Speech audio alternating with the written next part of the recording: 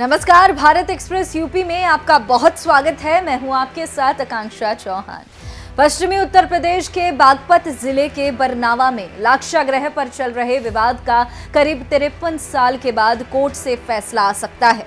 मेरठ की अदालत में सन 1970 में दायर हुए केस की सुनवाई अब बागपत जिला एवं सत्र न्यायालय में सिविल जज जूनियर डिवीजन प्रथम के यहां विचाराधीन है, जिस पर 12 सितंबर को कोर्ट अपना फैसला सुना सकती है। इसे लेकर हिंदू एवं मुस्लिम दोनों पक्षों की नजरें टिकी हुई हैं। 1970 में मेरठ की सरधना की कोर्ट में बरनवा निवासी मुकीम खान ने वक्फ बोर्ड के पदाधिकारी की हैसियत से एक वाद दायर कराया था और लाक्षागृह गुरुकुल के संस्थापक ब्रह्मचारी कृष्ण दत्त महाराज को प्रतिवादी बनाते हुए वाद में यह दावा किया था कि बरनावा स्थित लाक्षागृह टीले पर शेख बदरुद्दीन की मजार और एक बड़ा कब्रिस्तान मौजूद है, जो बतौर वक्फ बोर्ड यूपी में भी वक्फ दर्ज है। यही नहीं, उन्होंने आरोप भी लगाया था कि कृष्ण दत्त महाराज बाहर के रहने वाले हैं, जो कि कब्रिस्तान को खत्म करके यहां हिंदुओं का तीर्थ बनाना चाहते हैं। इसमें मुकीम खान और कृष्ण दत्त महाराज फिलहाल दोनों ही लोगों का निधन हो चुका है और दोनों पक्ष से अन्य लोग ही वाद की पैरवी कर रहे हैं। मुस्लिम पक्ष का दावा है कि यहां उनके बदरुद्दीन नामक संत की मजार थी, जिसे बाद में हटा दिया और ये उनका कब्रिस्तान है। मेरा नाम इरशाद खां है, बरनावे के रहने वाले हैं और इसका जो वाद हुआ 1970 में दायर हुआ। सन 70 में दायर करा मुकीम खान ने। ये कृष्ण दत्त जो आए, इन्होंने यहाँ आके कब्जा करा। फिर इनका इंतकाल हो गया मुकीम खां का। मुकीम खां से बाद में मज़हर अहमद आए मुतवल्ली। फिर मज़हर अहमद का इंतकाल हो गया, फिर अब खालिद हैं मुतवल्ली इसके। अब ये कोर्ट में मुकदमा जब से ही चल रहा और इंशाअल्लाह हमें कोर्ट पे पूरा विश्वास है।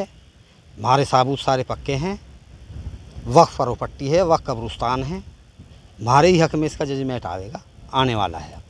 कितने साल पुराना होगा ये तो जी हजारों साल से, जब से बरनावा बसा, जब से मुसलमानों का ही है। अब कोई कब्जा कर ले, इसका भी कोई इलाज है।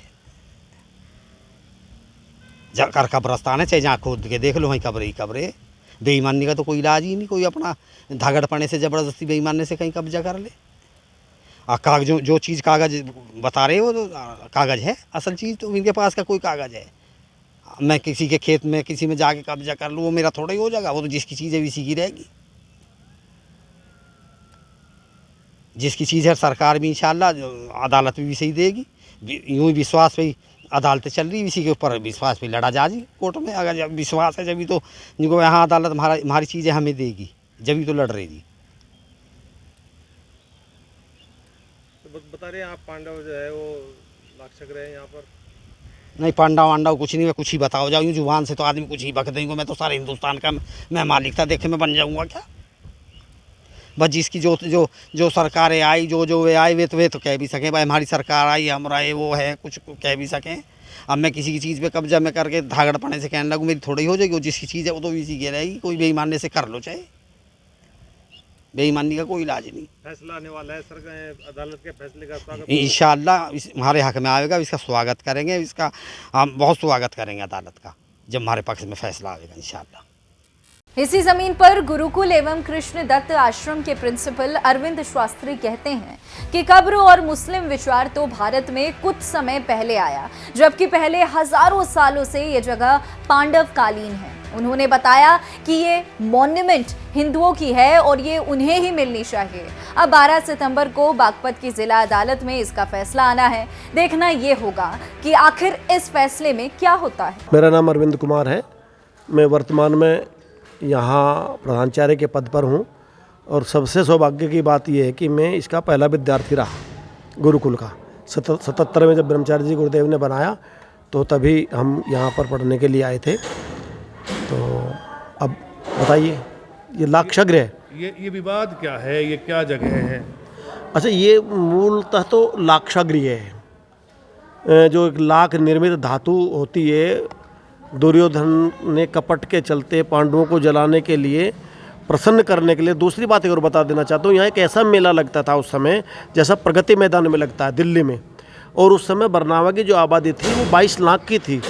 तो दुर्योधन ने अपने भाई युधिष्ठिर को खुश करने के लिए उस मेले का प्रतिनिधित्व करने के लिए भेजा था और उससे पहले व्यापक तैयारी की थी षड्यंत्र के लिए। उनके लिए एक बहुत सुंदर महल बनवाया गया था इस स्थान पर, और उसकी कुटिल नीति ये थी कि इसमें लाख लगा दी जाए जिससे पांडवों को यहाँ जला करके मार दिया जाए और सम्मान भी हो जाए, कुटिल नीति के चलते। लेकिन इसकी जानकारी होगी विदुर जी को, तो विदुर जी ने अपने खनिकों के माध्यम से एक सुरंग का निर्माण करके ये संकेत युधिष्ठिर जी को कर दिया। तो जब चूहा वन में आग लगती है तो चूहा क्या करता है, क्योंकि सभा में बैठे थे तभी वो समझ गए कि वो बिल में घुसता है, तो उन्होंने बता दिया। तो आग लगी तो वो यहाँ से वो निकल गए। और पूज्यपाद गुरुदेव ब्रह्मचारी कृष्णदत्त जी महाराज अपने प्रवचनों में कहते हैं, जिसने राजा दशरथ के यहाँ पुत्रेष्टि यज्ञ कराया वही आत्मा 40 लाख साल बाद आई, कि नहीं अपरिहार्य कारणों के चलते, क्योंकि लंबा विषय है। तो उन्होंने भी यहाँ कहा कि यहाँ भीम और घटोत्कच की विज्ञानशाला रही, द्रोणाचार्य का अस्त्रालय रहा। तो इस प्रकार से जब हम खुदाई करते हैं, पीछे पुरातत्व विभाग ने भी खुदाई की, तो बड़ी बड़ी ईंटें और कितने ही मृत भांड वगैरह यहाँ से निकले। लगभग 6 महीने तक यहाँ खुदाई चली, और आज भी आप वर्तमान में देख सकते हैं कि यहाँ एक सुरंग भी है। और जब हम इसे खुदाई करते हैं तो राख निकलती है और इतनी बड़ी बड़ी ईंटें निकलती हैं, जो देखने में तो पिल्ली लगती है, लेकिन अभी एक भूखंड अलग हुआ है वर्षा के कारण पूर्व दिशा में, तो एक बहुत बड़ी दीवार निकली, बहुत बड़ी दीवार। अब भी आप उसे देख सकते हैं जा कर के। वो पहले मिट्टी में छिपी हुई थी, जो महाभारत कालीन ईंटों की ही बनी हुई है। और दूसरी बात मैं ये कहना चाहता हूँ, प्रसंग आता है मुसलमानों का। ठीक है, मुसलमान ये कहते कि हम भाई ये हमारा है, चलो आप भी मान लो, मैं भी मान लेता हूँ तुम्हें, लेकिन कुरान में कहीं बुत परस्ती नहीं मानी जाती, बुत परस्ती मानती ही नहीं। जिसको वो अपना कब्रिस्तान बताते हैं, दरगाह बताते हैं, उसमें आप जा कर के देखिए कि उसमें कुंडा लगा हुआ है, घंटा जिसमें लटकता है चैन में। तो इससे ये सिद्ध होता है कि उसे वो निकाल नहीं पाए उस समय, क्योंकि उनकी ताकत थी, वह हो गया तो हो गया। छोटी छोटी ईंटों से उसको भर दिया, भरने के बाद भी अपना कब्जा कर लिया। यहाँ तक किया है, ये लाक्षागृह थोड़ी ही, जहाँ तक किया है। तो आज भी वो कुंडा मौजूद है और वहाँ कोई कवर नहीं है, कुछ नहीं है, केवल वहाँ एक यज्ञशाला थी, यज्ञशाला में यज्ञ होते थे, और उस यज्ञशाला को इन्होंने अपने समय में आकर के अनुरूप करने का प्रयास किया, जो केवल एक विवादित मुद्दा है, इन्होंने बना लिया। लेकिन वहाँ कोई कबर नहीं है, कोई बैठता नहीं है, इनका मतलब पूजा पाठ इनका कुछ नहीं होता। केवल अब तो वहाँ एक गौशाला है और यहाँ पर यज्ञशालाएँ हैं। और यज्ञशाला भी यहाँ यज्ञ जो होते हैं वो ऐसे नहीं होते, वो यज्ञ किसी हिंदू जाति के मत पंथ के प्रतीक के साथ में एक वैज्ञानिक विधा है। पर्यावरण को कैसे शुद्ध किया जाए, इस प्रकार की विधा को लेकर के सारे समाज के अंदर, पूरे भारतवर्ष के अंदर विधि विधान से यज्ञ किए जाते हैं। जी, वर्तमान में गुरुकुल में कितने छात्र अध्ययन कर रहे हैं? 152 छात्र इस समय हैं। और मैं आपको बता देना चाहता हूँ, कल ही उत्तर प्रदेश संस्कृत संस्थान की प्रतियोगिता यहाँ ग्वालिखेड़ा में हुई। हमारे इस विद्यालय के विद्यार्थी का उसमें प्रथम नंबर आया। छोटा विद्यार्थी है, उसका 12वीं के कक्षा का 12वीं के बच्चों से उसकी प्रतियोगिता हुई और वो प्रतियोगिता भी थी, उसमें उसका पहला नंबर आया। अदालत के फैसले क्या उम्मीद करते हैं? अदालत तो न्यायाधीश है, वही परमपिता परमात्मा हमारा राजा आचार्य गुरु और न्यायाधीश है। उस एक न्यायाधीश तो परमात्मा है जो सबका फैसला करता है। और सांसारिक क्षेत्र में अगर देखा जाए तो हमारी जो अदालतें बनी हैं, न्यायाधीश जो बैठे हैं, वो जो फैसला देंगे वो सर्वोपरि है, हमें मान्य है, हमें मानना भी चाहिए।